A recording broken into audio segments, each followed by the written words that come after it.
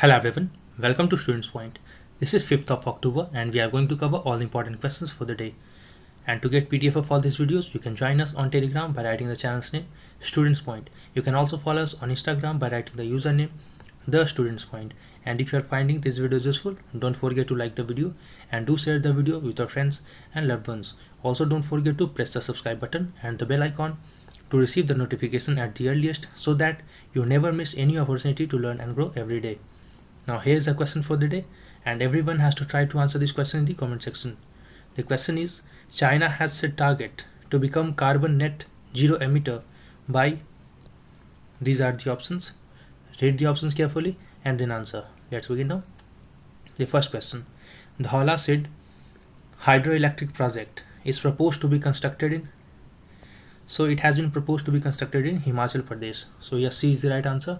The project is proposed on the horseshoe curve of Beas, and since there is a temple of local deity Dhaula Sidh, it was named after him, Dhaula Sidh hydroelectric project, and it is planned on the flow of Beas river near temple at Amli village in Nadan subdivision of Hamirpur district in Himachal Pradesh. And this is the look somehow in which this dam will look like. And the aim of this hydroelectric project is to use water for irrigation, generate electricity, and recently Prime Minister Modi has announced construction of this 66 megawatt Dhaula Sidh hydroelectric project in Hamirpur in Himachal Pradesh.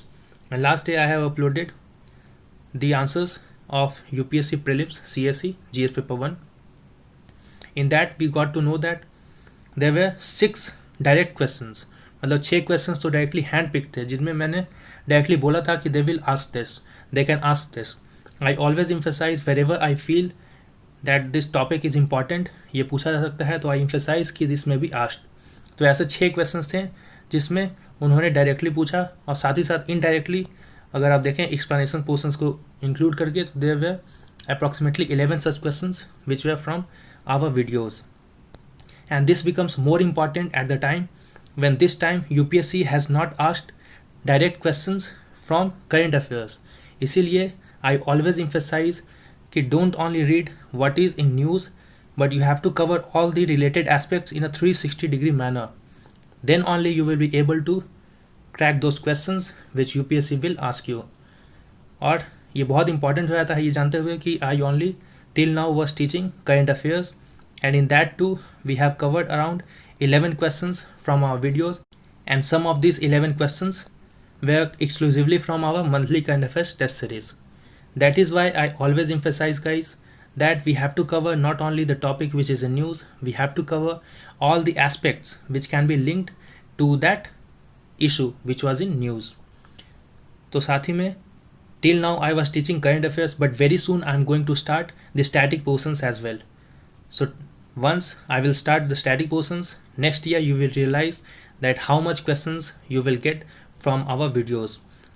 Whenever I say anything with authority and responsibility, you must trust on me. Most of you have developed learning attitude which I very much like, और उनके लिए मैं अपना पूरा खून पसीना एक करके जो भी होगा मेरी तरफ से मैं पूरी तरह से मेहनत करूँगा. I will dedicate all my blood and sweat for you guys. I will always be available for you, and I will do whatever from my side it is possible to do. I will do more than that. I will dedicate all my blood and sweat for you guys, on the condition that you remain dedicated and be engaged in the studies, and whatever I teach you listen to that and learn that very carefully. Okay, so let's move ahead now. The second question, India's first pan time or pan India time use survey was released by the, so it was released recently by the Ministry of Statistics Program Implementation. So here B is the right answer. A time use survey measures the amount of time people spend doing various activities such as paid work, child care, volunteering and socializing. And the primary objective of a time use survey is to measure participation of men and women in paid and unpaid activities. The report, called as NSS report Time Use in India 2019, was the first such report in India which was released, and it is a sample survey conducted between January to December 2019. Some key findings of this report. The report found that the participation rate of men in paid employment, which includes jobs, farming, fishing, mining, amongst other economic activities, is high at 57.3% compared to women whose participation in economic activities was just 18.4%. So here quite obvious the reasons are social and of course historical reasons which exclude women from public affairs. The social conditions also restrict women into the four walls of households and restrict them into the household chores. And the contrary to popular perception, men tend to participate more in socializing and communication, community participation. So the general notion was that we often tend to say that girls talk more, women talk more, but here the survey says something else. तो अब हम ये नहीं कह सकते कि girls talks more because the report says that it is men who tends to participate more in socializing, communication and community participation and in religious practice than women. However, the difference is not large. 91.4% of men participated in social activities, spending at least 2 hours and 27 minutes each day in social activities, while for women it was 91.3% and they spent 2 hours 19 minutes each day in social activities. And one more point I forgot to miss there. See, UPSC is considered to be the most unpredictable examination. It is the toughest examination of not only India, but it is also considered as the one of the most toughest examinations in the world. So cracking it is a difficult task. You have to be more attentive in your studies and be more focused. See why it is called to be very much unpredictable, because sometimes it asks 15 questions from current affairs directly. Sometimes it may even ask 20 questions from current affairs directly, but this time it has not asked questions directly from current affairs. It has asked most of the questions from implied perspective or questions which can be linked to the topic which was in news. That is why I always emphasize that we have to prepare in a wholesome manner so that not only the questions of current affairs can be covered, also all those topics which can be linked to that issue can be easily covered. And once I will finish the portions of general studies, you will be in a much better and much strengthened position to crack prelims examination of UPSC CSE. See, this was about UPSC, but for other examinations, those who are appearing in PCS examinations, SSC examinations, EPFO, for them the series is very much useful because in such examinations they tend to ask questions directly from current affairs as well. So in those examinations you can expect more number of questions coming from our videos directly. It was UPSC in which we have got some shock because they tend to shock aspirants every year. Every year they tend to change something which aspirants are not prepared of. While the other examinations like PCS, EPFO, SSC, examinations of sub-inspector and others are very much predictable. You can predict that what kind of questions they are going to ask. So once I will finish the general studies, aspirants of those examinations will perform much better than what they were performing earlier. And if you are doing better in this daily current affairs videos, then also you will get many questions from these videos directly, because in this series I cover only the questions which have the highest probability of being asked in any government examinations.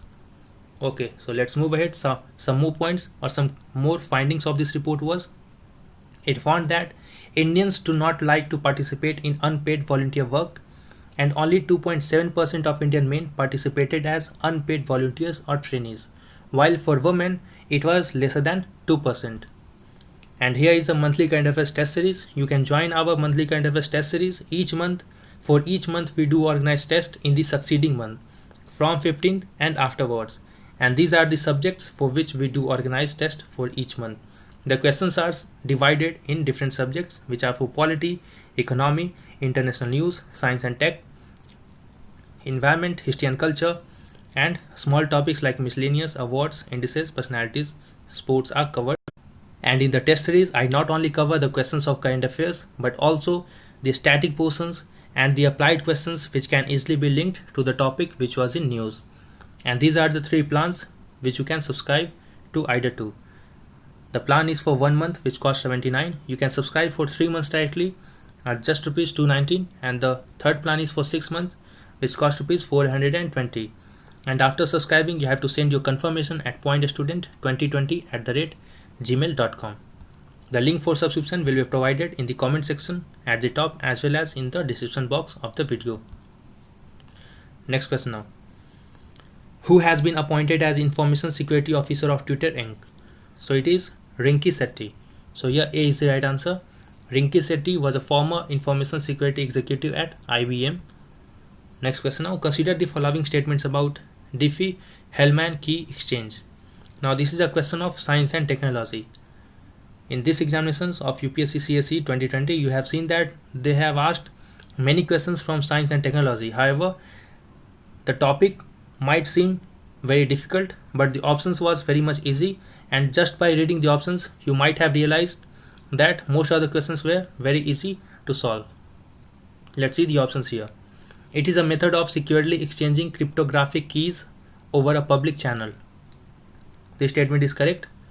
So this Diffie-Hellman key exchange is basically related to technology which is used in WhatsApp, that is for encryption of messages, so that our messages cannot be read by any third party other than one who is sending the message and the other person who is receiving the message. So other than these two entities, no other person can read the messages. And it is conceived by Ralph Melke, named after Whitfield Diffie and Martin Hellman. This is also correct. So Whitfield Diffie, it was the Diffie name which was derived from him, and Hellman from Martin Hellman. And the method allows two parties that have no prior knowledge of each other to jointly establish a shared secret key over an insurance channel. This is also correct. So here all of the statements are correct. So D is the right answer. And since 2016, WhatsApp has installed an end-to-end encryption system which ensures that only you and the persons you are communicating with can read what's sent, and nobody in between, not even WhatsApp, can read those messages. The technology that forms the basis for this is called as Diffie-Hellman key exchange. It was in news recently because in recent weeks, television news channels have shared leaked WhatsApp chats of film actors in their coverage of actor Sushant Singh Rajput's passing away. So there was question that कि वो chats आखिर leak हुए कैसे? क्या WhatsApp ने leak किया या किसी थर्ड पार्टी ने लीक किया? क्या कोई थर्ड पार्टी है जो उन मैसेजेस को पढ़ सकता है? So WhatsApp was forced to come out and with a statement that it has uses of end-to-end encryption to secure user messages, and all the messages of users are very much secured. Next question now. Graduated return to play, a term in news recently, refers to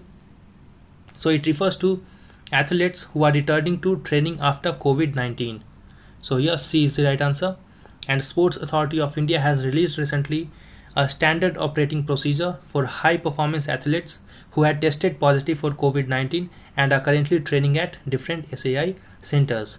Now see, here I have missed the word news. And according to this new standard operating procedures, all those players who are called as graduated return to play, those who have earlier suffered from COVID but now have recovered and have gone back to play, will be monitored regularly. Their progress will be monitored.